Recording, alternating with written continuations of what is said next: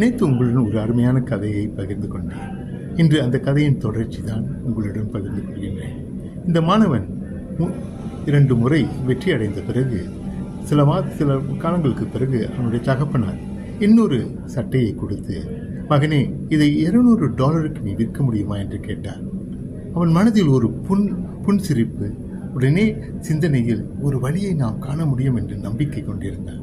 உடனே என்ன செய்தான் என்றால், சில காலங்களுக்கு பிறகு ஒரு மாதம் 2 மாதம் காத்து கொண்டிருந்தார்.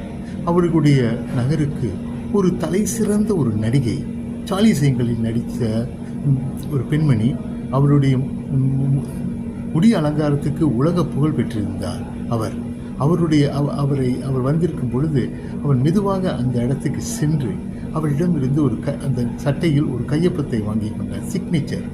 அந்த சிக்னேச்சர் கிடைத்தவுடன் அதை எடுத்துக்கொண்டு சில நாட்களுக்கு பிறகு தான் வாழும் அந்த வட்டாரத்தில் அதை ஏலத்தை விடுவதற்கு முயற்சி செய்தான். அந்த ஏலத்தில் ஒரு வணிகர் ஒருவர் $1200 அந்த சட்டையை அவரிடம் வாங்கி கொண்டார். அவன் வாழ்க்கையில் நடந்த பெரிய வெற்றி அது. 2 வெள்ளிக்கு விற்ற துணியை பிறகு $20 விற்று, $20 விற்று, $25 பெற்று $5 லாபமாக இன்று $1200 தன்னுடைய வியாபாரத்தை பெருக்கினார். இதற்கு பிறகு தன் தகப்பனாருடன் சந்தோஷமாக இருக்கும். அருகில் படுக்கும்பொழுது தகப்பனார் கேட்டார், இதில் என்ன பாடத்தை கற்றுக்கின்றார்? முயற்சி எடுத்தால் நிச்சயம் வெற்றி.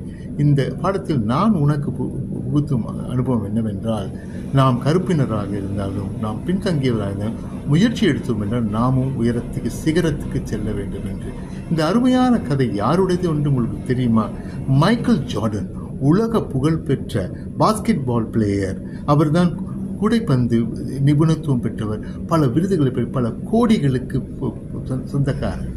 காலகட்டத்தில் சிறுவனாக இருக்கும்போது அவ்வளவு கவலைப்பட்டு கொண்டிருந்த அந்த இவனுக்கு இந்த அனுபவங்கள் பல புதிய சிந்தனைகள். அதனால் ஒவ்வொரு பெற்றோரும் தங்களுடைய பிள்ளைகளை உற்சாகமாக நடத்த வேண்டும், அவர்கள் உற்சாகம் கொடுக்க வேண்டும். அவர்களை நம்பிக்கையோடு நடத்தினர்கள் என்றால் நிச்சயம் அவரும் சிகரம். இந்த பையன் அவர் தகப்பன் மாற்றம் இந்த செயலில் ஈடுபடவில்லை என்றால் இந்த சிகரத்தை அடைந்திருப்பானா என்பது நமக்கு தெரியாது. ஆனால் நிச்சயமாக இன்று அவனுடைய புகழ் உலகம் முழுவதும் பரவி இன்று யாரை கேட்டாலும் மைக்கேல் ஜார்டன் தெரியாதவர்களே இருக்க முடியாத ஒரு நிலைக்கு வந்துவிட்டார். அதனால் வெற்றி என்பது நிச்சயம் வரும் என்று கூறி இந்த தொடரை நீங்கள் சப்ஸ்கிரைப் பண்ணுங்கள். எங்களுடைய யூடியூப்பை ஆதரவு கொடுங்கள், லைக்ஸ் பண்ணுங்கள். அதேமாதிரி என்னுடைய புத்தகம் ஒன்று இருக்கின்றது, உறங்காத கனவுகள். அதையும் வாங்கி ஆதரவு தரும்படி கேட்டு உங்களிடம் ரேனா வேணுகோபால் விடைபெற்று இந்த நாள் தொடர்ந்து உங்களுக்கு சிறப்பான வெற்றி தர வேண்டும்.